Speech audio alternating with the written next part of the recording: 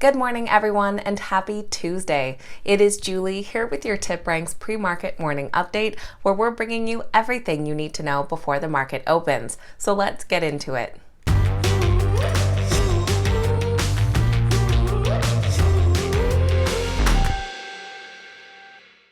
All right, guys, welcome back and thank you so much for being here. Of course, this morning we're going to be taking a look at exciting stock market news, notable earnings reports, as well as the morning's biggest gainers and losers. If you enjoyed today's video, make sure you hit that thumbs up button and that you're subscribed to the channel so you can stay up to date with all of our latest videos. All right, let's get right into this morning's exciting stock market news. U.S. stock futures are mixed this morning, but moving towards the green. We currently have the Dow futures down 0.05%, while the S&P 500 futures are flat and NASDAQ futures up 0.16%.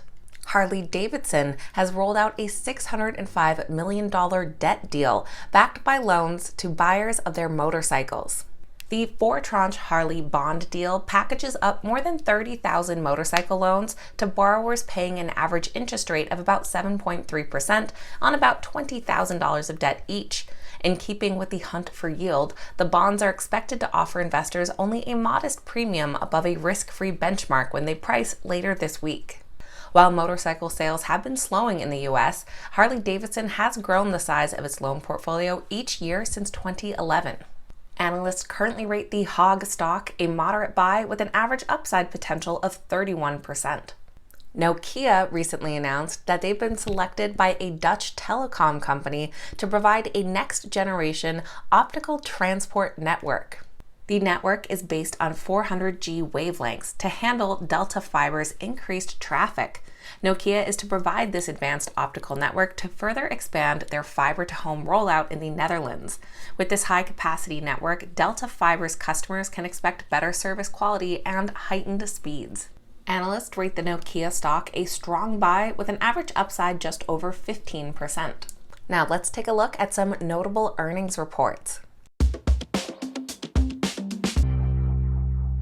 Starting off with SENS Holdings, who did report a wider than expected loss for their second quarter. The company attributed this wider than expected loss to higher expenses related to the financing as well as increased losses from operations.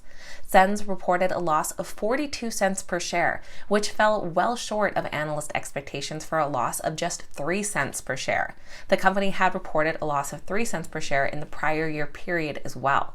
The stock is down almost 8% in the pre-market currently. However, their revenues did jump over 10 times year over year to $3.3 million, beating consensus estimates of $2.89 million. For the full year of 2021, the company continues to forecast global net revenues in the range of $12 to $15 million. With just 3 analyst ratings, it does come in as a moderate buy. However, the average price target would be a downside of over 7%. We also heard from Dish Network, who came in with better than expected Q2 results. Their revenue totaled up to $4.49 billion, up from $3.19 billion in the same quarter last year, and beating consensus estimates from $4.43 billion. Their net income surged to $671 million compared to $452 million reported last year. Diluted earnings per share improved from $1.06 from 78 cents in the same quarter last year, and topped estimates of 88 cents per share. Analysts currently rate the Dish stock a hold with an average upside of 13%. And shares of BNTX have been soaring since they reported their better than expected second quarter results. Their revenue and earnings both came in above estimates as their vaccine shipments crossed the 1 billion mark. Revenues in the quarter totaled 5.31 billion euros compared to 41.7 million in the same quarter last year. They bounced back to profitability, posting a net profit of 2.79 billion euros, up from a net loss of 88.3 million in the same quarter last year. Earnings per share were $10.77, beating consensus estimates of $8.91. Now, it does currently come in with a hold rating and an average downside of 51%.